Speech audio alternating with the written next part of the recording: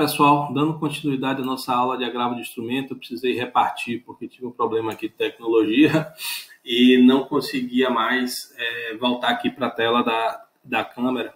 E eu não queria passar só tratando os slides, sem que pudesse, pelo menos virtualmente, olhar nos olhos de vocês. Então vamos seguir adiante, né? Nós terminamos, na verdade, tratamos de todas as hipóteses previstas do CPC relacionadas às hipóteses de cabimento do agravo de instrumento, e tratamos também da jurisprudência do STJ, que constituiu a tese da mitigação, da taxatividade mitigada das hipóteses de cabimento de recurso de agravo de instrumento, e também promoveu uma série e revimos também a jurisprudência do STJ sobre as questões relacionadas a agravo de instrumento. E aí nós vamos seguir adiante. Agora nós vamos tratar com vocês, agora nós vamos seguir aqui para tratar com vocês então vou tratar dos fundamentos do recurso de agravo de instrumento e vou tratar também com vocês, além dos fundamentos do recurso de agravo de instrumento, eu vou tratar dos requisitos de admissibilidade e logo depois dos procedimentos. Então estamos mais perto do final do que do começo. Então vamos seguir adiante aqui. Quanto aos fundamentos, também o recurso de agravo de instrumento é um recurso de fundamentação livre. As hipóteses de cabimento dele são restritas, tá bom? Mas, cabendo o agravo de instrumento, a sua fundamentação é livre. Posso tratar de questões de fato, direito, questões de mérito de processo, questões relacionadas a erro em judicando ou a erro em procedendo. Todas elas podem vir a ser tratadas, tá bom? Então, vamos seguir pelos demais requisitos de admissibilidade. Digo eu, os demais requisitos de admissibilidade, porque cabimento é um deles, vocês sabem disso. Vamos lá, vamos seguir em frente. Aqui a gente pode seguir bem rápido, o prazo não muda nada, ele segue a regra geral de 15 dias para razões e contra-razões previstas no artigo 1003. O cabimento são aquelas hipóteses no artigo 1015 que nós já tratamos, inclusive com a questão da taxatividade mitigada.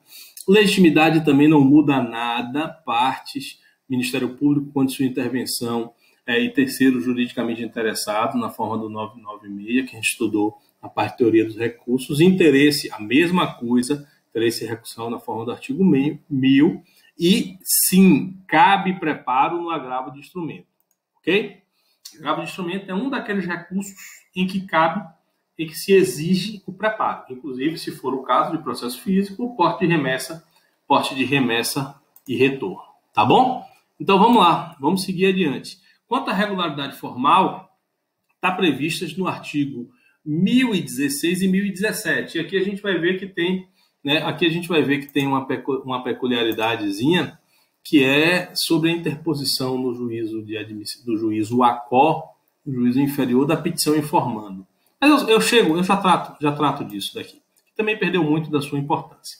Mas quanto à regularidade formal, pelo próprio nome agravo de instrumento, a gente já presume, já percebe que ele é uma petição dirigida diretamente ao tribunal competente. Aqui eu quero tratar com vocês com um pouquinho mais devagar para lhes explicar o seguinte. O recurso do agravo de instrumento mudou muito na sua concepção prática com o processo eletrônico, mas ele era muito útil porque hoje a gente tem, com o processo eletrônico, a multiplicidade de acesso. No mesmo processo, pode o tribunal mexer, o juízo de primeiro grau mexer, o Ministério Público acessar, as partes acessarem. Eu tenho todas as partes todos interessados no processo, todos os sujeitos do processo podendo acessar no mesmo momento. Mas quando você pensava em processo físico, não. O processo tinha que estar num lugar, e era por isso que a apelação eu interpunha no âmbito do processo, e o agravo de instrumento eu fazia uma cópia, um nome, um instrumento, que era uma cópia dos principais processos, e pegava este instrumento, esta cópia de partes do processo, e levava diretamente ao tribunal e fazia um agravo de instrumento. Então, ao contrário da apelação que eu proponho no juízo ACO, para que o juízo ACO tramite, remeta, vai subir o processo como um todo, no agravo de instrumento, não. O processo continua correndo no primeiro grau de jurisdição. E eu somente tiro aquelas peças relevantes para a decisão da questão e jogo no tribunal, permitindo que o processo continue a prosseguir. Inclusive, antecipo eu que o agravo de instrumento não tem efeito suspensivo como regra. justamente para que permita o prosseguimento do processo enquanto o tribunal decide aquela questão controvertida ali entre as partes. Então, daí o nome de agravo de instrumento. E como é que ele se compõe em regularidade formal? Petição dirigida diretamente ao tribunal, petição escrita dirigida diretamente ao tribunal, contendo nome das partes, posição de fato de direito, razões do pedido ou da reforma, né, de reforma de invalidação, e aqui uma coisa diferente. Tudo isso aqui que eu falei, ó, até aqui, tinha também na apelação. E aqui já tem um outro requisito que não tinha na apelação. O nome e o endereço completo dos advogados constantes do processo. Por que eu preciso botar o nome dos advogados constantes do processo? Porque eles é que receberão a intimação. Porque eles já estão, teoricamente, porque a gente vai tratar adiante quando não tiver o que a gente faz, mas, teoricamente, eles já estão constituídos autos. E com o advogado nos autos, as intimações se dão nos advogados, perante os advogados. A não ser os atos personalíssimos, que eu tenho que ter intimação pessoal da parte. A regra é que as intimações dos atos processuais em geral são feitas na pessoa dos advogados. E aí esse requisito que não tem na apelação. Tá bom? E aqui eu preciso colocar o nome dos advogados. Ao lado desta petição, eu tenho uma série de documentos obrigatórios. Isso era importantíssimo no recurso de agravo na era dos processos físicos. E agora é relativamente importante. Mas vamos tratar deles. Então, o CPC foi lá no artigo 1017, e elencou quais eram os documentos obrigatórios. Ele disse assim, olha, alguns documentos precisam ter para que o seu processo sejam julgados. Esses são os chamados documentos obrigatórios. Então, lembrem-se, teoricamente, tenham um raciocínio a partir do processo físico, que é mais fácil de entender. O processo está seguindo lá, eu tiro cópias do processo, eu subo com essas cópias do processo, que vão ser julgadas no tribunal. Aí o sistema vira e diz, olha, o CPC vira e diz, olha, eu tenho algumas peças que você obrigatoriamente tem que juntar. Outras, se você quiser, você junta. São facultativas. Você traz como elementos de prova para que possa facilitar o magistrado decidir a seu favor. Mas essas mínimas necessárias à compreensão da demanda, elas são obrigatórias. Elas têm que ter, senão eu não julgo. E, inclusive, antigamente, o STJ não aceitava a possibilidade de emenda do instrumento, de consertar o instrumento se faltava algo. Agora, expressamente, parágrafo único do artigo 932, e também lá no 1017, expressamente diz que o relator tem que mandar intimar para emendar sob pena, aí sim, de inadmissibilidade. Mas eram esses os documentos obrigatórios. Petição inicial, a contestação, a petição que ensejou agravada, que pode ser a petição inicial, se foi, por exemplo, o pedido liminar de antecipação e tutela, ou outra petição no curso. A própria decisão agravada, a certidão da intimação ou outro documento que eu possa ferir a tempestividade e as procurações outorgadas aos advogados. Tá bom? Esses eram os documentos obrigatórios que eu preciso constar. Maurício, e se não tiver algum desses documentos? Por exemplo, não tem a contestação, porque a liminar era um pedido de liminar, de tutela provisória liminar, inaudita, alterar par, que o juiz negou, mas é urgente, eu quero recorrer, e não tem ainda a contestação. Você agora passa a ter o ônus de informar, porque antigamente, sob pena de inadmissibilidade, o tribunal, com base na jurisprudência do STJ, exigia certidão formal de que não havia contestação nos autos sob pena de inadmissibilidade do agravo. Agora basta o advogado promover a declaração de que não tem alguns dos documentos obrigatórios. Tá bom? Então, a petição de agravo instruída com esses documentos obrigatórios e também com documentos facultativos, outras peças, que o agravante repute úteis, vão ser interpostas diretamente no tribunal. Tá bom? Aí eu estou aqui desdobrando, na verdade, esse segundo slide ele está mais amplo e é ele que a gente vai trabalhar. Além da própria decisão agravada e da certidão, procuração, tem aqui aquilo que eu tinha falado lá anteriormente. A declaração de inexistência de qualquer dos documentos obrigatórios feita pelo advogado do agravante. E, por fim, que eu também já tinha falado, o comprovante de preparo. Então, voltando aqui um pouco, documentos obrigatórios, né, do agravo. Petição inicial, contestação, petição que ensejou a decisão agravada, se não foi nenhuma dessas duas, a própria decisão agravada, certidão ou documento que comprove a intimação da decisão agravada, para que eu possa ferir a tempestividade, procurações outorgadas às partes, se algum dos documentos obrigatórios não tem a declaração de inexistência pelo advogado, e também o comprovante de pagamento de custas. E se for processo físico, porte de remessa e retorno, porque se for processo eletrônico, eu não tenho a necessidade de recolher porte de remessa e retorno, tá bom? Somente dos processos físicos eu tenho recolhimento de porte de remessa e retorno. E custas em todos os casos, a não ser que seja uma parte dispensada de custas, como a fazenda pública, ou que goze de assistência judiciária gratuita. Então, vamos voltar lá, né? Eu posso, além dos documentos obrigatórios, instruir com outros documentos. A falta de qualquer peça obrigatória, aquilo que eu estava lhes dizendo, o CPC novo refutou muito da jurisprudência defensiva do STJ, que antes dizia que eu não poderia sanear o instrumento defeituoso. E agora, expressamente, o CPC determina que isso seja feito, que seja intimado o agravante para que saneie a falta do vício, que corrija o vício, que junte o documento faltou. Tá bom? E mais um detalhe, e se os autos forem eletrônicos, e agora essa é a prática geral, se os autos forem eletrônicos, eu dispenso, inclusive, da juntada de documentos obrigatórios. Por que eu posso dispensar da juntada de documentos obrigatórios?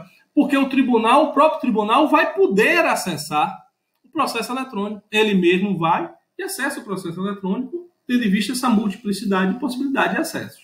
Tá bom? E isso, inclusive, foi muito útil, porque antigamente, para evitar que como você tinha uma impossibilidade de consertar o seu agravo, o que é que os advogados faziam? Tiravam cópia de todo o processo. E às vezes você está falando de processo de 4, 5, 6 volumes. Mas para você não correr risco de um processo tão importante ter um agravo inadmitido, você juntava todo o processo. Que aí não se podia dizer que estava deficiente o instrumento. Mas tudo isso agora está superado com o processo. Tudo isso passa a ser superado com o processo eletrônico. Tá bom? Isso aqui é uma coisa importante porque eu tenho um requisito.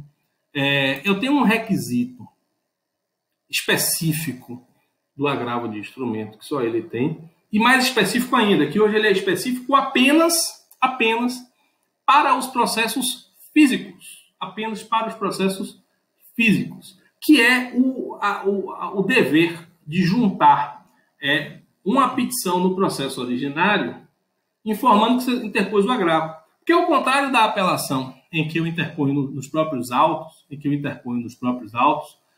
no recurso de agravo de instrumento, o juiz e a parte adversa não está sabendo da interposição do agravo. Só vai ser sabido, só vão saber quando forem intimados para apresentar as contrarrazões, no caso do agravado, e as informações, no caso do juízo. Né? Então ele não está sabendo. Daí que o sistema, respeitando o contraditório, determina a intimação, que o agravante informe no juízo do ACOR a existência da interposição do agravo de instrumento. De um lado, para respeitar o contraditório, e de outro lado, para possibilitar o juízo de retratação. Porque o agravo é uma daquelas hipóteses que admite a retratabilidade, que admite que existe o efeito regressivo. Né? E, na sistemática antiga, se você não cumprisse essa informação no prazo de 3 dias, e se fosse arguída pela parte, né, você teria o seu recurso inadmitido. Era, inclusive, um requisito recursal sui generis, porque era um requisito recursal que se entendia que o juiz não podia conhecer de ofício, porque a parte tinha que alegar. Havia-se essa divergência jurisprudencial, se podia ou se não podia. Uma parte entendia que qualquer requisito de admissibilidade ele era conhecível de ofício, e neste caso, uma parte entendia que competia ao agravado informar no juízo A de que o agravante não interpôs a petição no juízo ACOR. Isso era a regra geral. E aí o que fez o CPC, transformou o CPC 2015? Isso continua a ser como está apenas nos processos físicos. Porque nos processos eletrônicos é muito fácil de ser acessado por qualquer das partes. Mas antigamente, quando você estava com o processo tramitando em Barreiras, e o tribunal em Salvador, e que eu interpunha o agravo em Salvador, o agravado não tinha como saber, era difícil ter acesso. Tinha que vir para Salvador, contratar um advogado, procurar saber. Por isso que eu tinha o dever, como agravante, de juntar no juízo ACO a petição de agravo e a relação dos documentos que eu interpus. Isso serve para permitir o juízo ACO, o juízo recorrido, que exerça o juízo de retratação, mas para facilitar o exercício do direito de defesa e do contraditório, né? Que, senão, o agravado teria que vir em Salvador pegar uma cópia do recurso. Lá, desta forma, não. Ele mesmo faz as contrarrazões com a cópia que foi juntada no processo e junta ao tribunal. E com o processo eletrônico, tudo isso perde um pouco do sentido. Perde um pouco do sentido porque você pode simplesmente acessar de qualquer lugar, pela internet, a cópia do processo. E, como eu estava dizendo, o processo eletrônico mudou muito o regime do agravo. Mas vamos voltar lá para o slide. Então, vamos lá. Um requisito específico é esse, juntado aos autos originários da cópia da petição do agravo de instrumento, artigo 1018, do comprovante de reposição e da relação de documentos, para permitir o contraditório. Então, essa juntada que era obrigatória sempre passou a ser facultativa nos processos eletrônicos, mas ela é obrigatória ainda nos processos físicos, porque nos processos físicos subsistem todos os fundamentos e todos os motivos que eu falei, né? Que no processo eletrônico não tem tantos. Nos autos físicos tem que ser feito em 3 dias da data da interposição, e o descumprimento da exigência, se arguído e provado pelo agravado, e aqui acaba a divergência, se podia ser conhecido de ofício ou não, não pode, somente se arguído e provado pelo agravado, importará na inadmissibilidade do agravo de instrumento. E como eu tinha dito, né, tem um objetivo central de garantir o contraditório, mas principalmente também tem o interesse do agravante, mesmo nos casos em que não é obrigatório, como nos processos eletrônicos, deve o agravante juntar a cópia, porque permite ao magistrado com maior facilidade exercer o juízo de retratação. Tá bom? Então vamos lá, pessoal, para os efeitos, e aí agora nós já estamos nos caminhando para o fim da aula.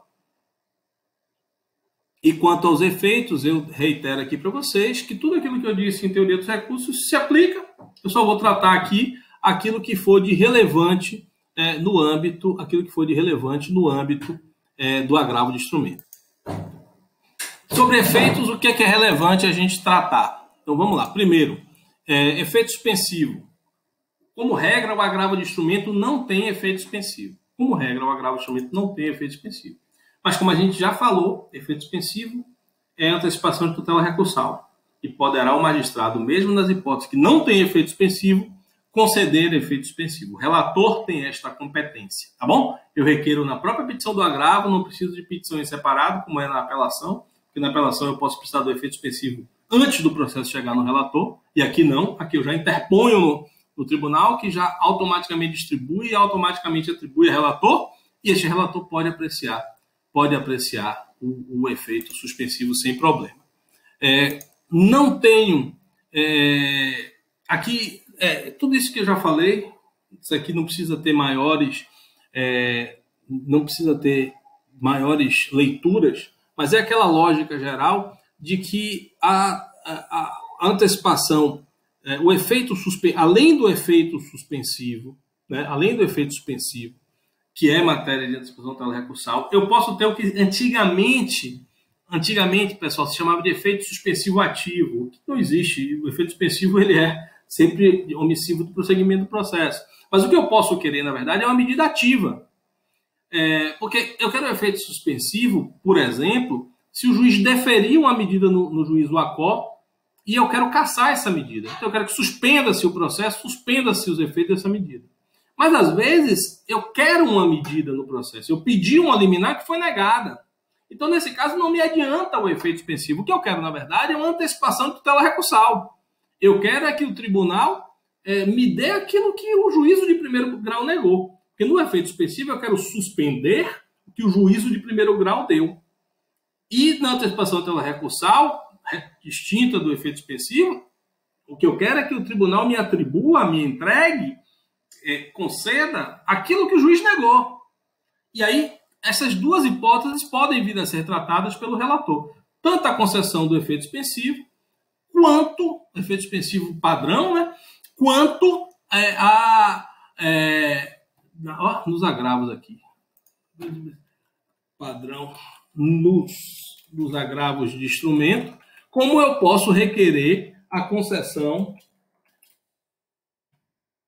de instrumento, como eu posso requerer a concessão,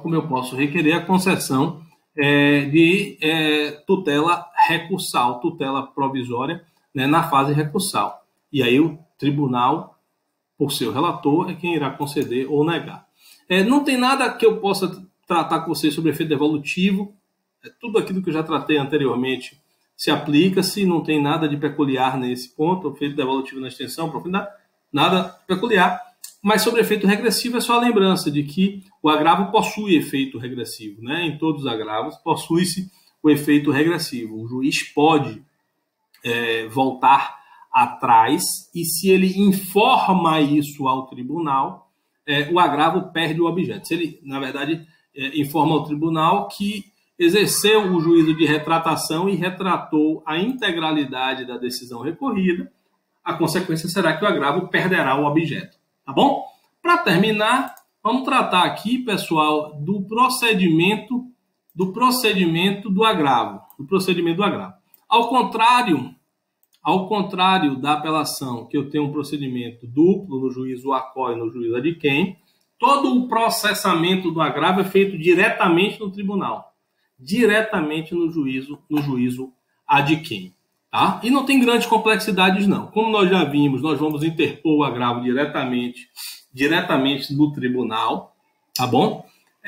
E aqui ele dava uma ampla possibilidade de protocolo no tribunal.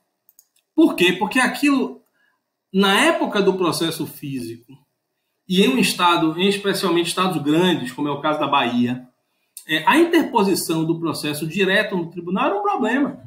Porque o tribunal tem sede na Bahia, em Salvador, e eu tenho desde comarcas que estão lá, Prado, extremo sul da Bahia, depois de Porto Seguro, mais de 800 quilômetros da Bahia, como eu tenho a oeste, Barreiras, com o tribunal também a cerca de 800 quilômetros, como eu tenho comarcas como Santa Maria da Vitória, com mais de 1.000 quilômetros. Como é que eu saio de Santa Maria da Vitória para interpor um recurso de agravo aqui?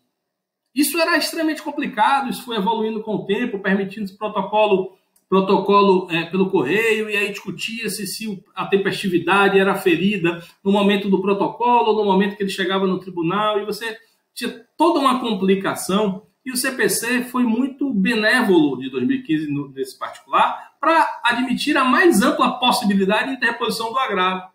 Eu posso emitir pelo correio, tempestividade da postagem, eu posso emitir por facsímile, por fax, né, equivalente ao e-mail, eu posso interpor, isso estou falando do processo físico, né, eu posso interpor na própria comarca, e a comarca remete, eu recolho o porte de remessa e retorno para isso, mas tudo isso perde muita importância com o processo eletrônico, porque aí eu passo de qualquer lugar da Bahia, sem custo nenhum de remessa, promover o protocolo do recurso diretamente no sistema do tribunal, tá bom? Então, esse sistema de protocolo, era multiplicidade de protocolo, diretamente no tribunal competente, né? Eu peticionava e ia diretamente na distribuição do tribunal, na própria comarca ou seção, por postagem com registro com aviso de recebimento, transmissão de dados, né? E neste caso, as peças obrigatórias, eu só preciso juntar quando eu for juntar a petição original, e outras formas previstas em lei. Mas tudo isso perdeu, como eu estava dizendo, tudo isso perdeu muito da importância por conta do processo eletrônico. Bom, recebida a petição, protocolada a petição de agravo, recebida diretamente do tribunal, com todos aqueles requisitos que a gente viu. O que é que a gente vai analisar aqui? Primeiro, é hipótese ou não é hipótese de julgamento monocrático? Eu estou diante de uma daquelas hipóteses 932, 4 e 5, é hipótese de inadmissibilidade, tem precedente obrigatório, não tem. Nessas hipóteses, o relator julga monocraticamente. Não é hipótese de julgamento monocrático. Então, o relator passa a analisar o que tem pedido de efeito suspensivo, de antecipação de tutela recursal, e decide, concedendo ou não concedendo o efeito suspensivo e tutela recursal. Manda, a partir daí, intimar o agravado por seu advogado, se estiver nos autos, se não tiver por AR, com aviso de recebimento da própria parte, né? E por advogado por diário oficial ou por correio, se não circular diário oficial, que também na prática hoje não existe, será sempre por diário oficial. E se não tiver advogado, pelo correio para a própria parte, porque pode ser, eu posso estar promovendo um agravo, como eu disse, contra o indeferimento de uma liminar requerida inaudita alterar par na inicial. Então eu vou mandar pelo correio para o endereço indicado da parte, certo? Para que apresente. Intimo também, oficio também o juízo de primeiro grau, o juízo ACO, para que apresente as suas manifestações, né? Preste as suas informações. Se não prestar, não paralisa o processo de agravo, segue. Se for o caso da intervenção do Ministério Público, intervenção, estando devidamente processado, o relator faz o relatório e pede dia de julgamento, e aí a gente segue normal naquela ordem do processo dos tribunais que vocês, né, já sabem de cor. Então esse daí, pessoal, é basicamente o procedimento. Uma coisa ainda merece ressalva, tá certo? Uma coisa ainda merece ressalva, que é a sustentação oral no agravo de instrumento. No CPC de 73 não cabia sustentação oral no agravo de instrumento. O CPC de 2015 passou a admitir a sustentação oral em algumas hipóteses de agravo de instrumento. E aí teve uma omissão bizarra. Porque qual a coisa mais importante das decisões interlocutórias? Qual a decisão interlocutória mais importante para a parte que é recorrível por agravo, imediatamente recorrível por agravo de instrumento? A decisão sobre mérito. Porque ela transita em julgado, ela permite a execução definitiva depois do trânsito em julgado, ela não vai poder ser posteriormente revista por força do trânsito em julgado, enquanto que as outras, até mesmo a tutela provisória, ela vai poder ser discutida. E o CPC, lá no 937, ele não admitiu ou não fez referência expressa ao cabimento de sustentação oral nas decisões interlocutórias de mérito que são agraváveis. Tá bom? O que é que diz 937? Que caberá sustentação oral nas decisões interlocutórias que versem sobre tutelas provisórias de urgência ou de emergência. E aí diz o seguinte, ou outras hipóteses previstas no regimento interno, né? O inciso 9 do artigo 937 fala em outras hipóteses previstas em lei ou no regimento interno do respectivo tribunal, né? Na maioria dos casos, os regimentos internos dos tribunais estão suprindo estas situações.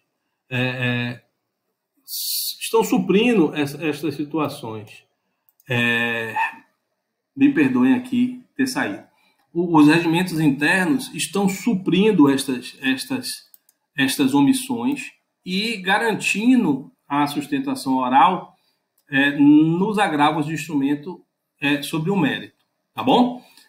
Mas uma dessas hipóteses é expressamente prevista, que é a hipótese de ampliação da turma, né? Observe, lembra lá no julgamento, quando a gente estudou sobre ordem dos processos nos tribunais, que o artigo 942 previu um aumento da turma das decisões não unânimes nos recursos de apelação e também nos agravos de instrumento, em que houvesse decisão de mérito. Lembram disso? Então, a técnica de ampliação da turma. Então, em sendo decisão de mérito interlocutória, sendo decisão parcial de mérito interlocutória, que foi proposto o agravo de instrumento, e neste agravo de instrumento teve decisão não unânime, vai ter ampliação. E pela técnica de ampliação, eu tenho o direito de para os novos membros da turma ampliada. Mas, teoricamente, eu não teria direito de sustentar para originariamente, antes de ter havido. Por quê? Porque não está lá previsto no inciso 8º as hipóteses de agravo sobre decisão de mérito, está somente decisão interlocutória que tiver sob tutela provisória de urgência ou evidência. E aí, né, pessoal, tem se defendido que sistematicamente, se eu tenho a possibilidade de promover a sustentação oral nas hipóteses de ampliação de turma, eu também terei sustentação oral previamente, antes da ampliação da turma, tá? Mas, na maioria dos casos, os admissões internos têm suprido essa lacuna, pessoal, e têm suprido essa lacuna e têm promovido, sim, esta possibilidade, né, de sustentação oral. O mesmo se aplica, né, às hipóteses de extinção parcial da lide, né? Extinção parcial da lide. Em que também deve-se ter o direito à sustentação oral, porque é elemento, decisão, que acaba a participação daquele sujeito excluído no processo, né? Quando eu extingo parcialmente a lide, ou pelo menos acaba o procedimento em relação àquele pedido que foi excluído do julgamento. Mas, em linhas gerais, pessoal, é isso mesmo.